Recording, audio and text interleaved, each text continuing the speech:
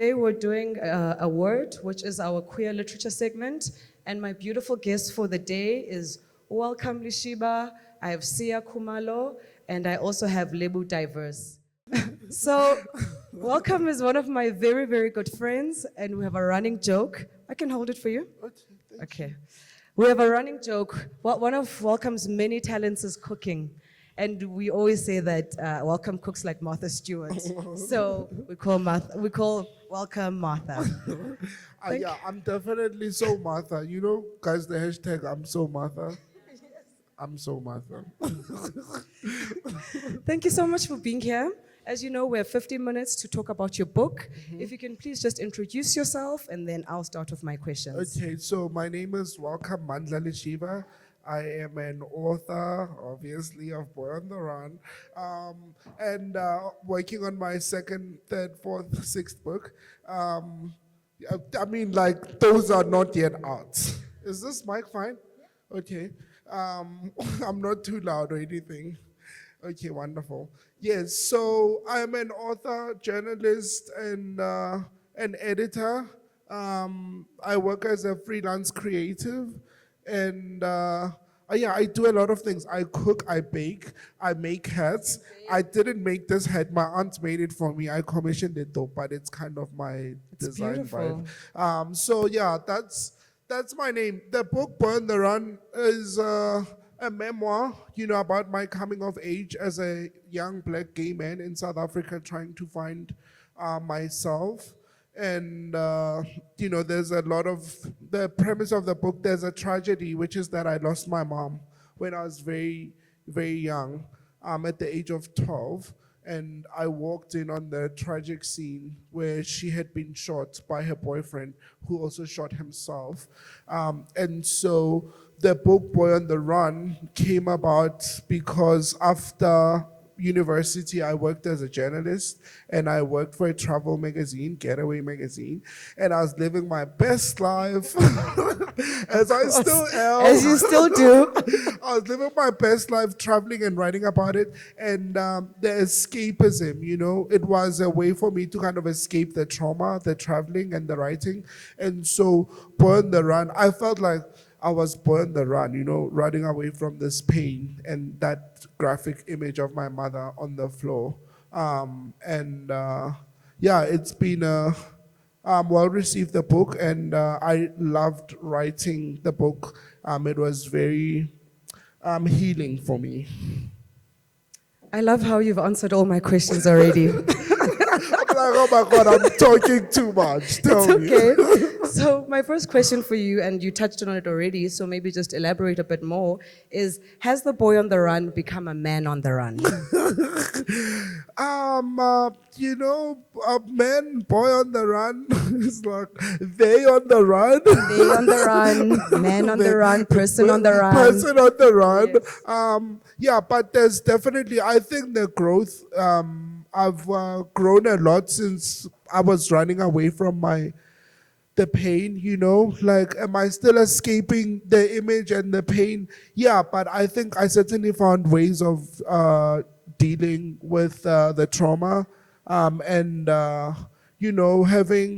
making room for it. And writing is such a sacred and important process for me. And writing this book, I remember when I was done writing it, I was so sad, because I was like, it became this portal where I sat at my desk every day, and it was a way for me to deal with these issues and reflect. And I think, actually, back to your question, there's, as men in our generation or just across generations, men have not been very reflective, a reflective species, self-reflective, and I have valued the process of reflecting on myself, on my life, on how I move about the world.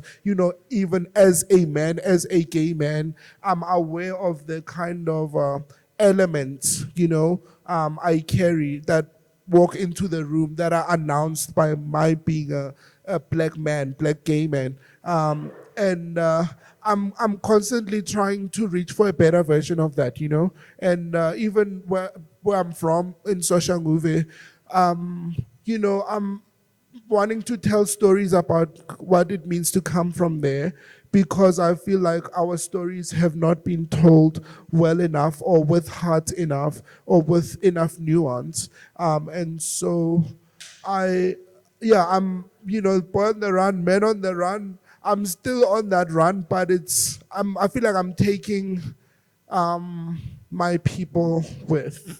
Yes, you have to take them with. So, as you were talking about your journey, one of the things that I picked up in the book, and that is my question, is do you exist as both Welcome and Mandla, as we found in the book? Because when you started off, you were Mandla, and then eventually you became Welcome. So what is that correlation? Because I know, like with myself, we exist in different versions, right? So I want to know which version you're at now. Yes. Just a bit of a background is like I said, I'm Welcome Lishivha. I grew up being still affectionately known as Mandla, Smindlo, Bras Smindlo. If you go to social group and you say you're looking for Prasmindlo, if you're looking for me, you have to say Prasmindlo. So you're Prasmindlo in social group? I'm Prasmindlo in social group, but I'm introducing Welcome in social group. Okay. So the point was, when I finished, I obviously went through this tragedy, and after having lost my mom, and I was imagining a life for myself, and what that looked like was, when I leave home and I go to university, I'm going to start a new life for myself, and I'm going to go by Welcome, because no one knew me as Welcome. And I was like, that's such a beautiful name. It really is. And I think and you're very carry welcoming. the name. Yes, yes. I think I carry. Yes. Thank you. I think I carry both. I think I carry both names. And so, to answer your question, where I'm at, like, I love both my names. I'm comfortable with both my names. I like Welcome Mandla, actually. I think it has a nice ring to it. Welcome, Mandla. Right? But I'm okay. I'm okay with either. And I still find myself being like, am I Welcome? Am I Mandla? When I introduce myself to people, because to say I'm Welcome Mandla sounds like I'm Beyonce. But you are Beyonce. You're wearing red. All red. All red. Okay. So in your book, you speak on unemployment. Can you please take us through how that affected your craft of writing? Because I know it was a big element in it. Yeah, unemployment, it was real, and I finished my master's. Whoop, whoop. I finished my master's in journalism at Rhodes University, and I stayed home, I think, for like a few months before I got the job at Getaway. And it was a very dark and difficult time. You feel powerless because of how much work and money have they define how you carry and live in this world, and so that was very difficult to not have that income. But I think what it did for me was, and I remember Shanda Rhimes saying, writing is the one job you can do without being hired. Yes. And yes. so I wrote, like during lockdown, when there were no gigs, I was trying to pitch stories to different publications that were not being picked up. And I just went to writing. And to even now, I write, when there aren't any opportunities or gigs. I mean, there's a few now, plenty. Yes. But clock it. Clock it. But it was important. What was I saying? I lost my train of thought there. Go back to it. What was I saying? We were talking about the how unemployment affected your writing and how you used it as not an escapism, but as something to help you through the experience of sitting at home with a master's. Yeah. And I also think another important thing, like as a writer, like you need to capture different experiences, different emotions of the human experience, And I find that when I was unemployed, like all those difficult experiences, they forced me to reflect and write, And one of the most important things, and I would like people to take this actually, is that I realized that I'm not defined by my productivity. I'm not defined by, the job I'm doing or how much money I have. I'm defined by, my quality, my character as a person, whether I'm kind to other people as well as to myself. Yeah. And I think that's very important because it's so easy to identify with the job, with the income, and when those are not there, your sense of self can really be lost. So one thing I really was very deliberate and intentional about when I was unemployed, and when I even currently when I don't have a lot of opportunities, I definitely remind myself, that I'm not defined by those opportunities, and it's easy for us to attach those labels to who we are, and we are much more than that. Yep.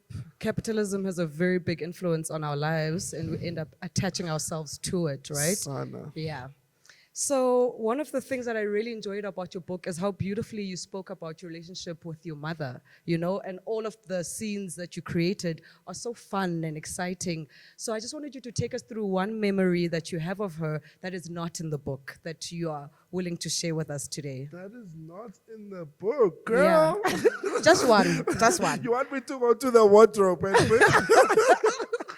Whatever you can do. My mom was like the life of the party, You are the life of the party. I'm only trying to continue her legacy. You're doing well. Thank you.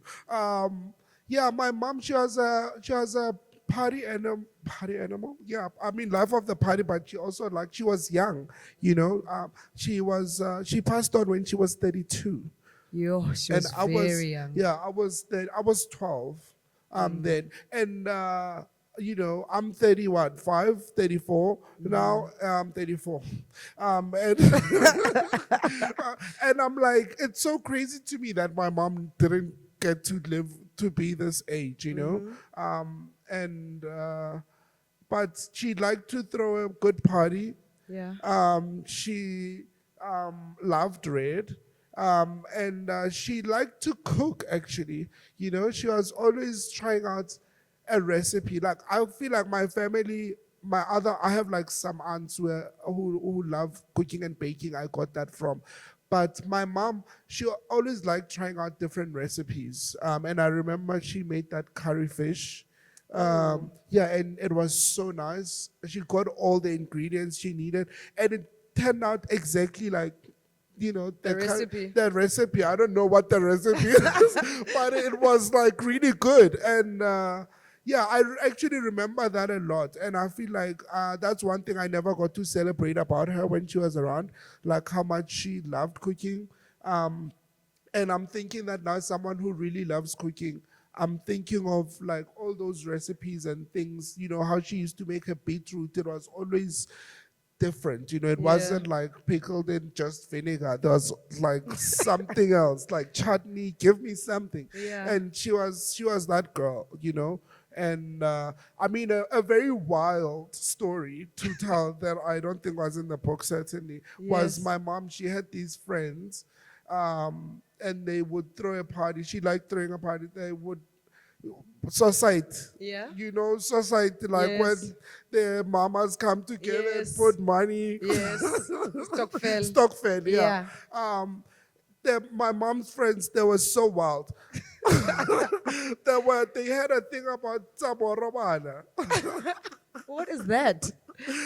The one lady, well, not all my mom's friends, let me not slander them. But the one lady, she started kind of stripping naked. Whoa. At the society. Like it was late, when it gets dark and they start singing Tsamoroma, like go to sleep. Yes. And I was like, but my mom stopped them and she was like, no, guys, don't do that. But she was a fun girl, and her friends loved her company. And yeah, I mean, I miss the girl, but I'm not Yes. Too much about it. Okay. Thank you. Welcome. Where can we buy your book? Where can we find your book? And yeah, what else? Why should we buy this book? You can find my book at exclusive books nationwide. That feels nice to say. Yes, because you did it. I did it, yes. You can find it at exclusive books or Jakana website, jakana.co.za/boy on the run. And I think why you should get this book. You know, it's a tough book to read, but It's not a tough book. It's a beautiful, fun book it's to fun, read. actually. It's such a fun read. Yeah, there are sad moments, you Yes. know, but it is a fun book to read, and I'm actually proud of the book. I'm proud of you. Thank you. And so you will not be like, you will enjoy it. You know, I made sure that it would be good enough to be enjoyed. Yes. And the story is important. You know, I don't think we know enough about Soshanguve. And I think it's important that we do. The township experience has been one that's not been written about in ways that are very humanizing and with nuance. So this book is important because, you know, it tells the story, a different perspective of what it means to grow up black, queer in a South African township. And I mean, Mark there on the cover says it's destined to be a classic. So, It is. Thank you you. better get a copy. Thank you so much. Thank you. We'll see you on the panel. All right. Welcome to Siya. Thank you so much for being here. So fun story, when we started doing a word, Siya was our very first author. So this is Siya's second book. And yeah, thank you for coming back again. Thank you for having me. Yes. And then, yeah, if you can please just tell us about yourself, like as eloquently as Welcome did. And then just also, if you want to maybe just touch on the first book to give people a bit of context, and then we'll get into this one. Sure, and I'll be honest about something. I think I brought one extra copy more of the first book than of the second one because a lot of people, for some reason, find the first book, You Have to Be Gay to Know God, more relatable than the queer book of Revelation. Really? Yes, I'll tell you why. So Okay. I write... Please start with your name and then, yes, introduce Yes, yourself. My name is Siya Khumalo. I write and speak on religion, politics, sex, and technology. Nothing controversial. Nothing that people have ever disagreed upon in the history of the world. So I call those the modalities of power. Yes. You Have to Be Gay to Know God was part memoir, part commentary on the politics and the church landscape of South Africa. And after I wrote that, I found myself in some debates about the role of religion just before AI started being a very big thing. And in these debates, I thought to myself, no, man, we're seeing technology company CEOs starting to influence democratic processes. Yes. So this is from quite some time ago, we were starting to see this happen. And I realized these discussions about religion and politics and technology and sexuality, if you look at, we've discussed Elon Musk and where he now falls politically, I realized I would like to write a book that shows where all of this is going. I pitched it to the publishers, and they're like, yeah, you're going to have to make it science fiction, because even if you're correct, nobody will believe you before it happens. Yes, unfortunately. Yes. Yeah. A lot of it happened a lot faster than It's happening. Exactly. So then they said, write it as science fiction. I wrote it. There are things happening in the novel that I say are happening in 2500. It's happening They happen the following year. So Yeah. surprise, surprise. And in many ways, hindsight is 2020. Some things get so much clearer in hindsight, and I realized I could have made it a much simpler book, but there were so many possible ways that I felt the book kind of ran away from me. I mean, I still quite enjoyed it. There are people who quite enjoy it, but You Have to Be Gay to Know God was written about things that had already happened. So that was just one set of events, whereas the queer book of Revelation is trying to future cast. And with that, you still have loose ends with the future. Yeah. Yeah. Okay, thank you. So I'm happy you touched on this book specifically and the influences in it, because when I was reading it, I was saying the book reads like a modern day conspiracy theory and social commentary on everything that's happening, you know? So I just wanted to I wanted just to tell us about this direction, which you've already touched on it. And what's been the wow, English. What has the reception been like to the theme? And like you're saying, the other people are finding it harder to read than the first one, but like you're saying that it was things that you thought you were future casting, but they're happening right now. Right. So how has it been just going through all of that? So the reception has been a bit more divided than You Have to Be Gay to Know God. With You Have to Be Gay to Know God, the haters were hiding. They really did. It was one or two who tweeted things and then they ran when I started engaging them, because you could tell they had not read the book. Yes. With the queer book of Revelation, there are people who are saying, this is exactly what's happening, or this is prophetic. And then there are people who are like, I don't get it. So it's that stark division. Mm-hmm. And I don't think, for me, it's a lesson on neurodiversity. Different people's minds respond differently to different patterns. So the one person who was its biggest fan has studied things ranging from art all the way through to molecular biology or microbiology. So very broad, interdisciplinary way of looking at the world.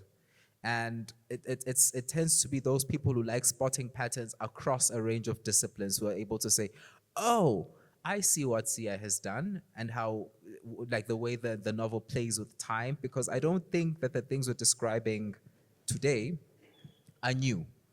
The technology evolves, the pattern doesn't, because humans are the same. Yes. The toys that we play with get bigger and more dangerous, but when you read the politics and if you can find court transcripts or the closest thing to court transcripts from thousands of years ago, the legislation doesn't need to change.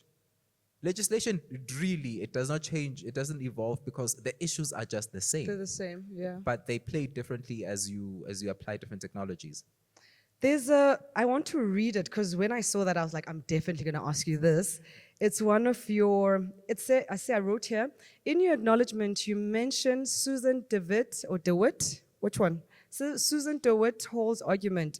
Jesus is Mary's transgender clone, just as Eve was Adam's transgender clone, and that's how it inspired Sophia. Yes. Please elaborate. All right. So who was supposed to be in church this morning? How much time do we have? You have time. You can tell us. Who was supposed to be in church this morning? This is the sermon. Yes. So you thought you were going to run from church, come to a queer event and run away from the Bible, but here we are. Yep. Because one of the things that happens, I think it's not Proverbs 8, because I know that they talk about a Proverbs 30. Yes, it is Proverbs 8, where wisdom, in the Old Testament, there's a character named Wisdom. You can't tell if wisdom is female in the Old Testament. And she says, I was with God when he created everything.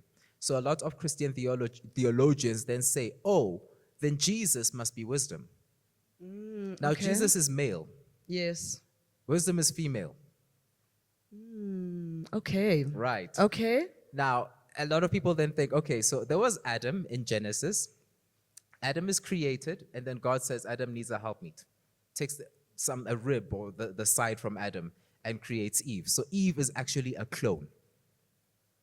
But Eve is a transgender clone because Eve is female. So Adam looks at Eve and says, this then is the flesh of my flesh, which is just a poetic way of saying, this is my clone, but my clone is female.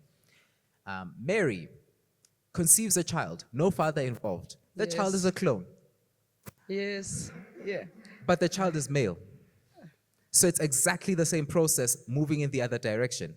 Yeah. And when Eve and Adam have messed up in the garden in Genesis 3, and God says, the seed of the woman shall crush the head of the serpent.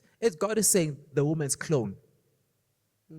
So I don't know if you're seeing that theme running across. People who wrote the Bible didn't have a word like cloning. Yes, or transgender. Or transgender. They didn't. Then again, Christianity has the word Trinity. It doesn't appear in the Bible. Yeah. It is derived.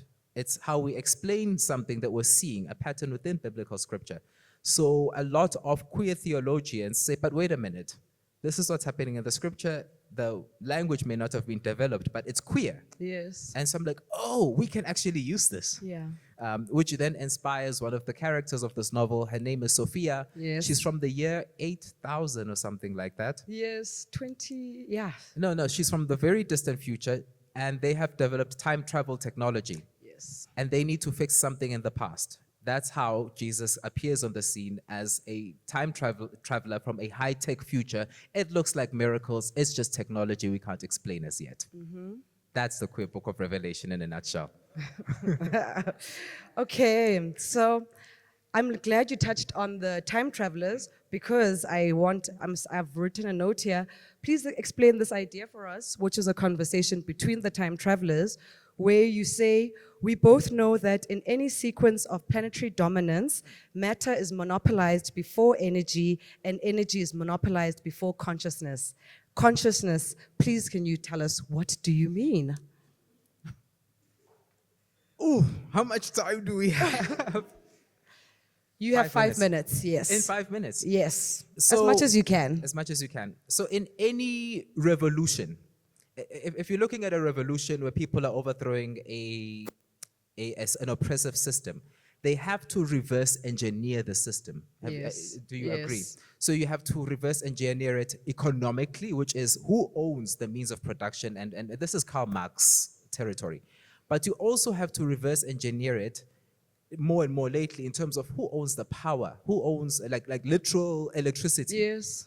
your fuels, Water. water, who gets to externalize the cost of polluting. And then finally, you also have to reverse engineer consciousness. Who is telling the stories about those in power? Who tells the stories about religion? We had black consciousness precisely because we, as black oppression. people, yes, you understand that the colonization didn't just happen physically. It happened up here. Yes. And once colonization has happened up here, the chains can come on and off. Yes. But you are chained. And you know that story about the elephant that's first tied with a very strong rope when it's a child, when it's a baby elephant. Yeah. And it can't move and it can't move. When it grows up, the rope can get thinner and thinner, but now it's conditioned to think that the rope is unbreakable. Yes. So what those time travelers are realizing is all the signs that they're looking at, there's a checklist that they have to use when they travel to any part of time is, do we see physical colonization, do we see energy, and do we see consciousness? Also, from a physics perspective, a lot of scientists are starting to think that consciousness exists within energy, exists within matter. So for them, it's not just an ideological hierarchy. It's very much the bedrock of the physics of time travel if you go into it. Okay. Yes. Thank you. Thank you. Before closing on your segment, tell us about why we should buy the book, where we can get the book, and what you hope for readers to pick up from the book. What the book gives is a way of mapping multiple issues. I think you've picked that up. We spoke about religion, physics, technology, all in one go. It's a story that maps a large domain or number of disciplines in one story, and it holds it together in a way that academic abstraction does not do, which is why my publishers say you need to write a science fiction novel. It could have been a nonfiction. That would have been easier for me, but it wouldn't have been a story where there are characters where you're like, oh, Sophia from Proverbs 8, that's literally the name of wisdom is Sophia in Greek, is Jesus, which is something theologians have been saying all along. So the book consolidates a lot of discussions in one go, and I think that just accelerates the work of dismantling oppressive structures.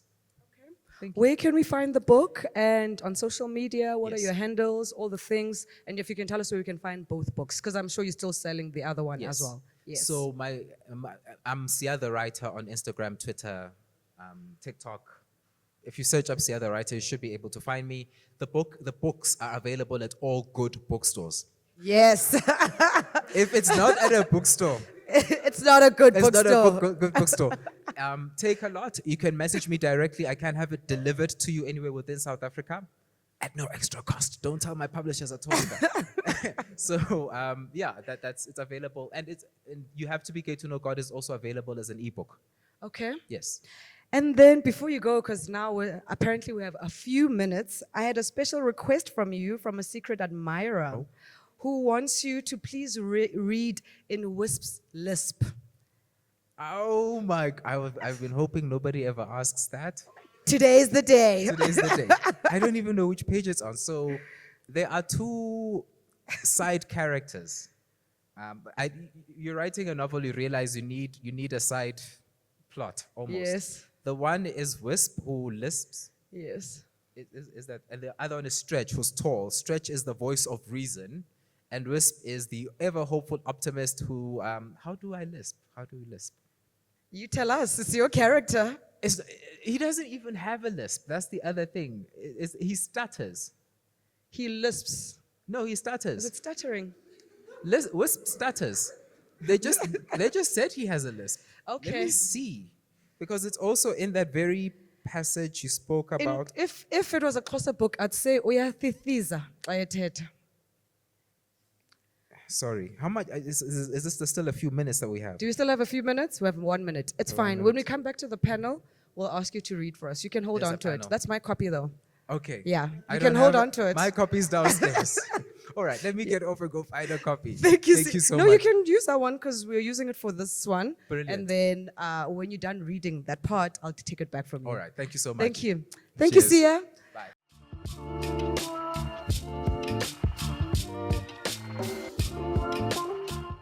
Hello. Hello, Lebo. Hey. Thank you for being here. As you've seen, please tell us about yourself, tell us about your books, and then we'll get started. Right. you. Tovela, my And let us know, please let us know which of the two books we're talking about today. Oh, Yeah. okay, cool. The name is Lebo Diverse, and I am a cultural producer, a self-published author, or apparently it's what is the independently published? I don't know. Apparently that's how we say. When you say you're self-published, it means Okay. you're independently published. And the book that we'll be talking about today is Pieces of Expressions. This is my first openly published book. Before this book, I did test run with another book called In the Name of Art, Create. And the book itself stems from a place where I got to a point where I was tired of living and I was kind of ready to leave. But my soul, my spirit wouldn't want to leave without leaving something behind. So, yeah, the book was intentionally supposed to be like a parting gift, but I call it my birth certificate, because, hey, I'm still here. You're still here. Thank you for being here. Thank you. Yeah. Yeah. Okay, thank you. Another thing that I'd like to share Sure, please go actually ahead. about the book is that during COVID, when I couldn't even travel, the book made it to Germany, it kind of showed me that there's motion in the ocean, and it went by boat all the way. It took months to get to Germany, and I'm talking about a time when the sky actually became silent because nothing was moving. Yeah. During Lockdown, level 5. Yes. And at some point, part of the book was featured at a Manchester International Festival. Nice. When Clock South it. when South Africa was still at red zone, so I couldn't leave, but the work left. But the book went. Yes. Yeah, so you were there. The words went. Yes. Okay, so my first question for you is, please can you tell us about the 727 brand and your collaboration with them? Okay. So 727, it's a gift from heaven. But Oh, you're rhyming. yeah. So this was a brand that I formed. There was a time when I had attended poetry sessions so much at the library that I felt that I've seen beautiful poetry that could go to theater level, you know, and at that time as well, I was 27 years old, and I felt like I was 7 different people. It's possible. Yeah, I felt like I was wearing too many hats, you know. But then also I just thought, okay, maybe I can create theater performance that could highlight what is it like being 27 years old and being 7 different kind of 27-year-olds, because unlike when we're 17, chances are we're all wearing the same uniform, even though our lives could be different. However, when we're 27, you could be anything. You could be self-employed, you could be your own boss, you could be unemployed, you could be, you know, an employee, you could be a housewife, you could be anything really, you could be a lot of things. Because also I was, you know, still entertaining suicide at that time, so there was also like a voice of the dead, you know, death in many ways, homicide, suicide, disease, and so forth. So yeah, that's the history of where 727 came from. It was like, let's stop snapping to just powerful things that we could be doing. Let's actually create them. So the slogan of 727 is, in the name of art, create. Okay, Yeah. that's amazing. So 727 still exists? Yeah, of course, Okay. definitely. All right. All the books come in a From form of 727. yeah. Okay. Then can you tell us, I'm quite interested in the name Lebo Diverse, because writers like using their full name, and you have a stage name, if I can call it that. And also, if you can tell us about the book title, Pieces of Expressions, because I feel like you're not calling it a poetry, you're calling it more writing. Am I making sense? Yeah. So please, can you touch on those 2 things for us? Right, Lebo Diverse. I studied multimedia technology, which kind of taught me to be like a jack of all trades or a master of different forms.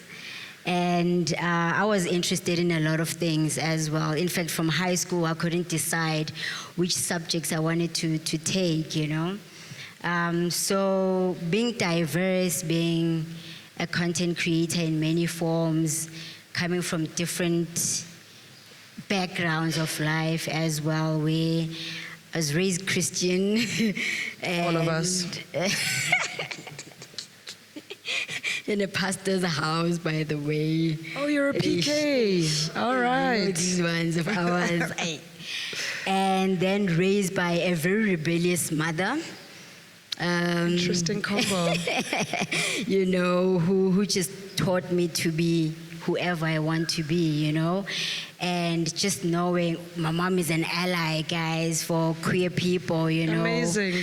Amazing. She gives people hugs, free hugs at gay pride. She goes to pride when I don't even go to pride. Like, I will be at an art event and my mom will be wearing a t-shirt with my face. Amazing. And I'd be like, get me a partner there. Be like, no, you must be here. Get it for yourself.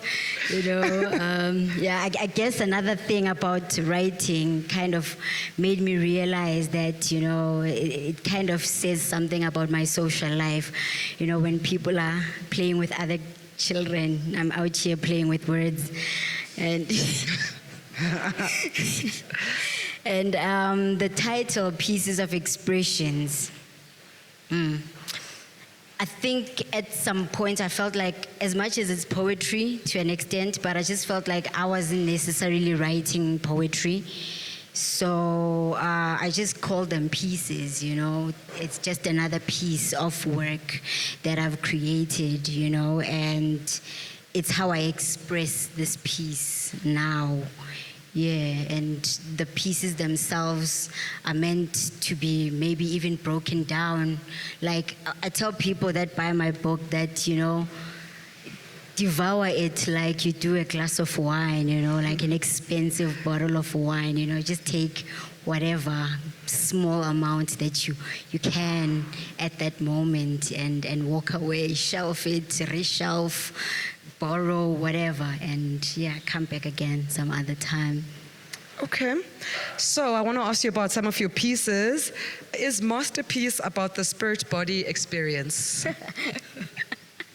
I love that. I love that. Actually, it's also posted on YouTube, and I've actually put in a comment there that I want to hear people's interpretations of the piece, you know.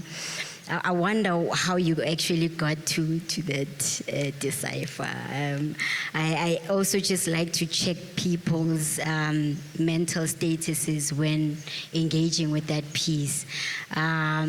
Well, not necessarily just mental, but also consumption. What have you consumed? Psychedelics? Where are you spiritually? Are you, inclined somehow? Mentally, spiritually, physically, socially, all forms, you know. But yeah, you nailed it. I nailed it. Thank you very much. I'm glad I can interpret it. Okay. And then I want, if you can please elaborate for us on Umfazi Wesililo. Okay. So coming back to being raised from a Christian family, on Thursdays, women attend church. Mama Bomtandas. Yeah, in Gonzo Yabo Mama. And my grandmother is a woman, these prayer warriors, you know, that also consider themselves as umfazi wesililo, which is they pray to a point where they cry for the nation. It's just part of their prayer, you know, like they will fast, they will cry. So I don't know, that's like, I don't know, like dropping tears is saving lives or something, you know. I can't really relate to that. I cry, but I can't really say. Do you cry when you pray as well? Yeah, I do. I cry in different forms. I remember my first performance, seeing Black Coffee performed. I was at a concert and I was crying, but not because I was sad, but it was beautiful, you know. Okay. Yeah. So is that piece about your grandmother or about that whole experience? Not necessarily. That piece that you're referring to, it's called Entrance Fee to Poetry. Mm-hmm. So it speaks of a time when we were seeing terrible things on the news. By the way, I switched off the TV a long time ago. Same. But at home, they were watching TV, and I came across a scene of Bluetooth when, when drugs are being shared through blood injections and so forth. So that piece speaks of, you know, that life. And also speaks of, it was also a time when there were cyclones, you know, Nelly Dineo or something. Really? Yeah, Dineo. I think there was a cyclone called Dineo. I wonder why they have female names, but yes. Good question, Yeah. but I guess God is woman, I guess. Yes, yes, Her anger could be felt in many ways. yes, and a cyclone. Right. So yeah, that piece speaks of all those things, and then just that part, umfazi wesililo, having to also revert back to a cyclone being maybe tears of the heavens, you know, and having to break it through saving lives through prayer. All right. Then, in closing your segment, can you please just, you know, give us the same details? Where do we find you? Where do we buy the book? And why we should buy the book? Hey, I can't wait to get to those platforms, guys. But at the moment, I'm still interested in handing out hand-signed copies. So they're available through me. And I think in Cape Town at Clark's bookstore, they had copies as well. But yeah, I am the point of contact. And then on the socials, what's your name? How do we find you? Even if you're saying you're handing out the books, how do we contact you? Okay, cool. So on Instagram, whatever social platforms, except X, I don't know, I just never felt comfortable getting into that rabbit hole. But It is a big Big rabbit hole. This is the name that you look for, 727. So it's SE Can you please with pass a me one so I 7. point to the cameras as well? It's SE with a 7 instead of a V. 727 Create. You can find that on socials, or you can find Lebo Diverse or LM Diverse. So yeah, we are multiple, we are diverse. You can find us. There's 7 of you. Yeah. All right, thank you, Lebo.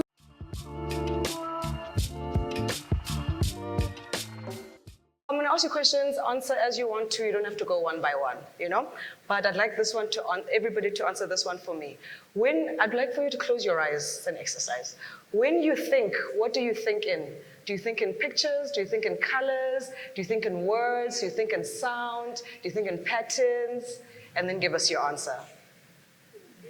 Anyone, everybody's got a mic. Chaos. It's true. Like, I can't, you know that, is it called synthesia? What's the word for it? You know the big words here. Where a color has a sound, and a sound has a texture, and you know that kind of thing. Yes, that's what I'm asking to know. How do writers think? And there are words in there, so it all comes as one thing. Okay. That I then split into, this is what the words for this would be like, and this is what the taste for this would be like. But it's one thing. That's good. I think that's a good word. Yeah, I think we can all relate. Now, I think to an extent we can relate, because when you said I must close my eyes, I saw colors, I saw a bit of texture there as well, like a bit of a tearing of color. Tint. Exactly. And, you know, of course, there are voices, there are words. I think as a writer, sometimes words they just land, you know. And yeah, you know, I used to hear people saying that they think in a specific language, like... Guys, please don't drag the chairs. Thank you. Like people would say that they think in a specific language, like a Zulu person would say, I think in Zulu, and then I must still interpret and then answer in English or whatever language. I could never really understand if I think in one particular language as well. Yeah. So. If I may just add something. Sure. You know when you're driving and you're looking for a place and you're lost, and then you turn the volume down so that you can see properly? Yes. So then you do understand what I mean when I say the visual and it's one thing. You need the volume down so you can see, because you can't see until the volume is down. It's one thing. Sorry, Askis, before you continue, actually another thing that I just had in mind as well was that I think even in a second or in 3 seconds, I probably have like 5 different thoughts. Like I'm probably solving a problem, I'm thinking about something else, I'm singing a song, there's a background, you know, song, and yeah, creating and sorting out other things. Yeah. A lot is happening. I feel like for me, it feels like there's, I don't know if that's even possible, like 10 different channels are on. Yes, it's like your tabs on your laptop. Yeah, all the tabs, Yes. and every tab is busy, and I don't understand how they're all able to somehow function. But I like what you're saying, that it feels like all one thing, you know, like there's the voice, there's a splash of color, you know, and there's images I can see, but the splash of color I feel like is very dominant, and the voice, you know, my voice. I'm like, is it my voice? Whose voice is it? What's going on? God. But the 10 different channels, Are they all playing at the same time? they're all playing at the same time. Okay, so then this leads me to, what's your writing process for your books? Because you all have many books, that's why I'm saying books. Mine used to be red wine. Oh, is that your process? It used to be. Now you reach an age Yes. when the liver and the other systems are like, listen, we can't. Like, it's not like before where you could drink and then go for a run. Yes. Now you drink and you can't type. One class, like it's gone. So now the process is I have to actually map my thoughts out. Oh. Yes, now I have to. Yeah, I find that I write like very sporadically, and the notes on my phone are also very handy. Like I write a lot of notes. Like a thought will come to me, and like even at Groove, wherever, like I will be like, that scene, it needs to live somewhere, and I feel like I'm always kind of, I'm not sure if this is the, education, but I'm always trying to kind of collect the research thing. I'm always trying to collect information, hunches, and kind of feelings that I feel have something to say about the human experience. It's like the things we take for granted about what it means to be human are things I'm always trying to write, to keep a notepad for. So when I write, I pull up, everything. The files. And I pull up the files and I start mapping from my notes. I mean, I'm working on a novel, and for the longest time, the document on Google Docs was my novel, which is like I didn't know where it was going, what it was, but I knew it was almost like a sketch, like I do sketches, and then I have to kind of put them together as one thing, like this sketch next to that sketch next to that sketch. Together they communicate. What feeling does it communicate? I think that's kind of my process. Okay, thank you. Yeah, Lebo? okay, on my side, like I said, it's pieces, sometimes some of my pieces are created at different times, different moments, and then eventually they form a pattern that can link together. And I also find myself writing in different places. I remember at some point I was at a cinema and I'm holding my friend's hand and we are watching a film, and I was inspired. So I just took out my phone and I was recording because my other hand is occupied. So yeah, I use voice recordings as well. I'm also a videographer, photographer. Sometimes I'll be on camera and my phone is busy doing other things. Yeah. Okay, then my next question is, what is your favorite, that word, excerpt? Is that the word? You guys speak English? So, hooah! Yeah. What is your favorite Siya piece? can lead us. Yeah, Siya can lead us. And Siya has to read for us as Wisp. Yes. So, yes. So I can, Except. And then you guys can think of what excerpt from your books. All right. Or just like a thing that you love that you've written in your book and you're like, that one. Hey. Yeah, when I wrote that, I was like, Yeah. Yes. I feel that way when I write sex scenes. Oh, okay then. You can read Saucy. a sex scene No, if you it's want. not. The short one was called Stretch, and the one with the lisp was called Wisp because he glided through his L sounds, and most of his colleagues referred to him as the guy with the lisp. And more than most time travelers, he'd been mistaken for a ghost by those humans who could sense his digitally simulated body in its non-material form. Yeah, the time travelers don't use physical bodies, so everybody thinks they're angels or ghosts or ancestors.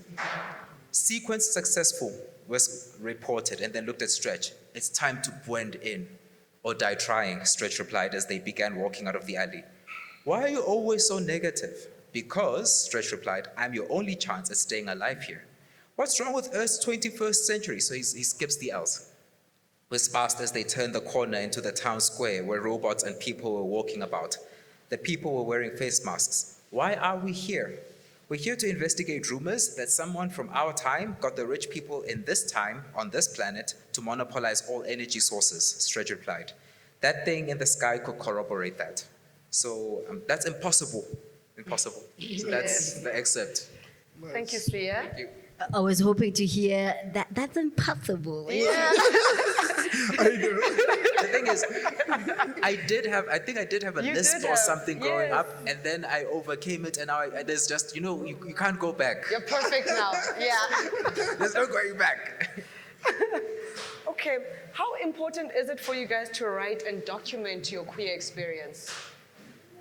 Okay, that's very important. In fact, the reason I also Sorry, Mzokolo, please can you not crush the ice? But it Thank means you. gins and tonics. I'm joking.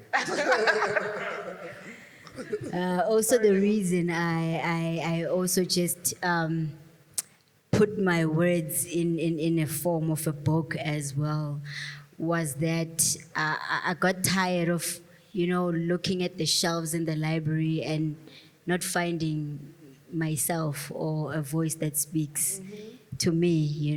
I could see a title of a book and I'm like, wow, I love that title. And then it's a face or a body that does not necessarily speak to me. So I was like, it's again, this is important. This is important. And also if this was going to be a parting gift, if I was going to leave, this was going to be important to leave behind. And the thing about poetry, though, is that you can't really say there's a specific piece or part that speaks to you. You're gonna perform your poem, so you're fine. Eventually, eventually.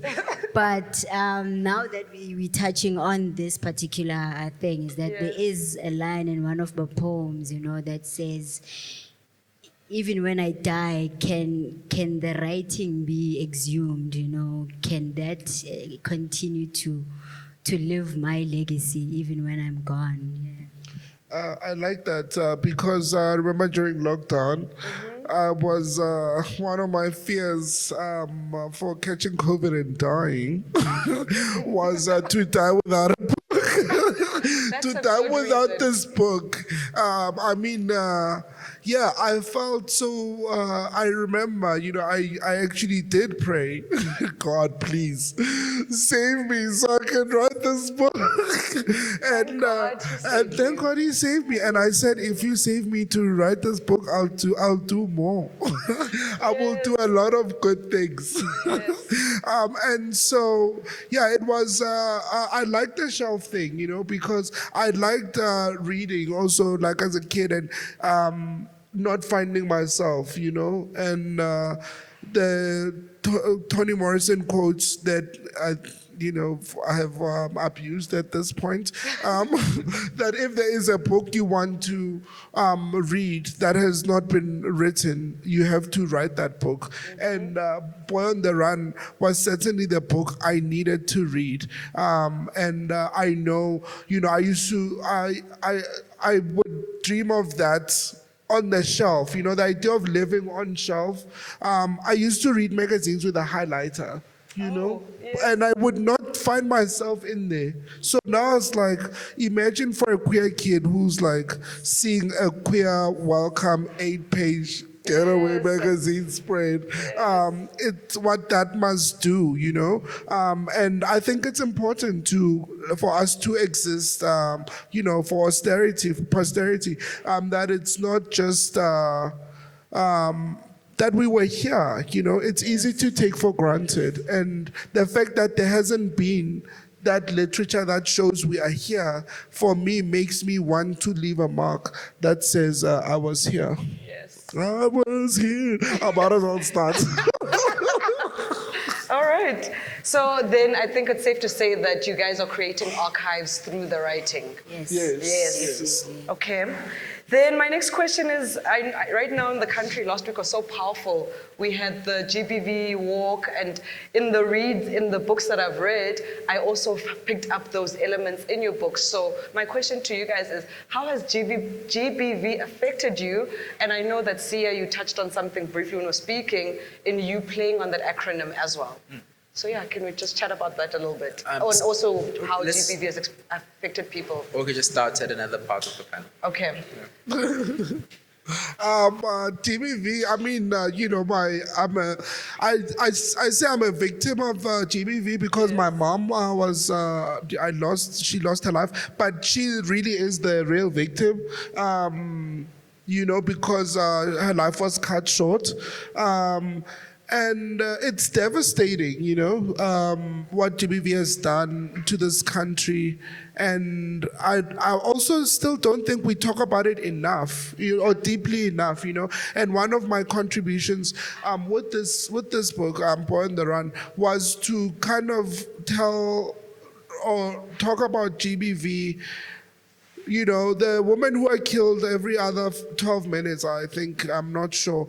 Yes. It's always just a number, It's always like hashtag, at most there will be hashtag justice for so-and-so trending for Like a a day. week. Yeah, maybe Yeah. a week, And maybe there's a protest, maybe things happen, maybe things shift. But for the most part, I feel like we don't talk about the everyday grief, pain, of what it means to have suffered or been living close to, with people who've suffered a great deal from it. I wanted to show that yes, my mom, she was shot that day, she died, and it's like, oh, sad day, we move on. But my life has tragically changed by the fact of her death, and I wanted to kind of go deeper into what that really means. Okay, thank you. Anybody else? Okay, Sorry, guys. There's feedback on the mics. Can we continue? shall we continue? Thank you.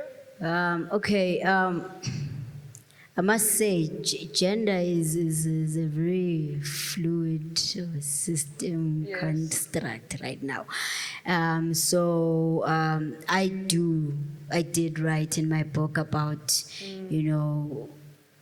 bodies that are assigned female at birth, and being a queer body that is assigned female at birth, we know that the risk that comes with how society perceives you and how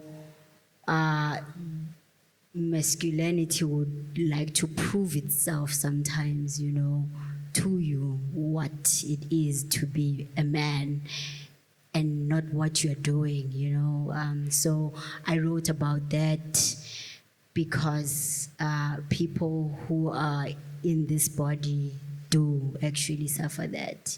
Yeah. So I'd like to read an excerpt Go for in it. response to this, and it is going to stretch the time a little bit because I also need to give the context of the scene. So with the time traveling that happens in the novel, there is an accident that happens during one of the trips where timelines get mixed. And so the story of the Israelites leaving Egypt in Exodus in the Bible accidentally becomes a modern day political situation where the Pharaoh has run for political office in a democracy as opposed to being a tyrant in ancient Egypt. And so now here he is on the campaign trail. Okay. And he gets an opportunity to speak at a church, as a lot of our politicians in this country. I don't know if anybody noticed that don't give them the mic campaign at a lot of churches before elections. Yes. So people in churches saying to their pastors, please do not give the Stop. politicians the Yes. mic, even though they donate a lot of money. Wow. So Okay. during his sermon at the packed church, the Pharaoh had preached against vices mushrooming throughout democratic Egypt, as well as the consequent natural disasters and social instability. And no wonder, he cried, half collapsing at the pulpit from the weight of the national sin he bore on his Armani suit shoulders. Mopping sweat off his forehead, he shrieked, if God forgives Egypt for its sins against the innocent, against God-ordained families, why will he have to apologize to Sodom and Gomorrah? The churchgoers loved it. The media, however, heard his words as a dog whistle reference to abortion and homosexuality. When asked to clarify, the Pharaoh said, child traffickers and rapists are ripe in Egypt. Gender-based violence is tearing families apart. We must face those harsh truths or be punished with natural disasters. But why would any god pollute the same rivers and the air that the children and rape survivors drink and breathe? The journalist asked, her hand held up ever so slightly to tell the executive producer, yelling in her earpiece, that she gave no fucks about government advertising or his tender, and no, nobody's announcing an ad break. So she continues, would you say you're covering for your party donors' corruption while throwing foreigners as well as sexual and gender minorities under the bus to keep winning votes? The same donors get away with not meaningfully implementing many of the environmental and social development projects they've pledged, that their profitability relies on government contracts, that kickbacks take taxpayers' money into your party. What would you say to that, she asked. I would say that I agreed to this interview in good faith to clear the air. But the air is literally unclear, she pressed, the visuals behind them showing factory chimney smoke that gave the sun a burnt red-orange filter. Because you're sowing division to build up your narrative, he replied. We've just accomplished democracy at great sacrifice. Why would I compromise that? It's journalists like you ready. Is it because this church pastor offers you a campaign platform when you need one, and what he needs in exchange now is a show of political support to intimidate judges and police from looking into his role in the domestic abuse that's flourished against the women of his congregation? Is that why you're helping him blame gays for the decline in traditional families? That's hearsay that Pharaoh dismissed. Besides, the Bible teaches husbands to love their wives. You can't blame the church for hurtful interpretations. And this goes on before the Pharaoh walks off the stage and turns off his mic. Okay, That's the excerpt. that is a powerful excerpt. Yeah. I'm going to open us up to the floor now to ask questions. Does anybody have any questions? I know there's a lot of information coming at you. Any questions from anyone? You can ask anybody on the stage. Not all at once. Don't stampede. Is there a question? No. Do we need a mic? We do if somebody has a question. Everybody's shy. Okay, I will continue. So do you guys want, the one thing that I want each person to say as we close off is there anything that you want to share about the books or just about your life in closing? You know, I want you to use this platform as much as you can just to speak your truth and also share about your work. Okay, I actually use my books to advocate for well-being. I don't want to necessarily just confine it to mental well-being, but we're looking at well-being in many forms. We need to be mentally free, spiritually free. Because we live in a society that requires us to have money, financially free, and so forth. So I actually write so that this also speaks to you. The back of the book actually says, feel free to open. That's what books are for. Open your heart and a random page. It might just speak to you, So that's the activity that I like to share with this book, that I just want a person to just open a random page. I'm mostly sure it's something that will speak to them. If we have time, we can even test it here, but yeah. You can do it when you're mingling. Yeah. Speaking of mingling, I know that there's an audience member who'll come up afterwards and say, I was too shy to ask the question while you're on panel. Yes. I know you. Somebody, you're in there. So please put your hand up now. But otherwise, my social media handles are Siya the Writer. I typically follow back if I do see the notification, and I try to answer questions that are asked. You can also order books via DM, or you can find them at all good bookstores as well as online. All right, thank you. What's the question? Closing statement. Your closing statement. If there's any questions on Instagram, I'm welcome Manja, and welcome Rights on X or Twitter. And I suppose in closing, I do think that our stories are very important. And we should be telling our stories, and everyone should, in whatever way you can. We all have different mediums, different methods of telling our stories, but I think the kind of systematic erasure of queer people demands that we be vigilant about telling our stories, because failure to do so means our stories will be told about us, and what we have seen about how our stories are told about us is they're very dehumanizing, and the nuance again. There's just a lot that's missing. So I really want to encourage everyone here today to take that seriously, and to commend you for coming out on a Sunday to Morning. Sunday morning, to come listen to us. I think that really speaks to the value you put in stories and in storytelling, and I think we must absolutely continue to value that. And I thank you all for the support as well. Yeah, thank you. And then in closing, Lebo is going to perform for us. And then I just want to encourage everyone, please support everybody that's on the stage, support other queer writers out there, and check out our YouTube channel. It's called Tint Network, and there's a lot that we do on there. Follow us on the socials at Tint_ZA, and we'll lead you to all the other things that we're doing. And if there's anything that you want to talk to us about, we'll be here for a bit of time. Please feel free to engage with us. And as I said, please support our queer artist resident, Andile. They've got beautiful work downstairs, and they'll be taking everybody through what it is that they do. And thank you so much for your time, but don't leave. Lebo, please take it away. Also, Okay. thank you. Oh, Yes, thank you. Thank you, Tint. Thank you. You are Thank wonderful. you, Mandy. thank you, friend.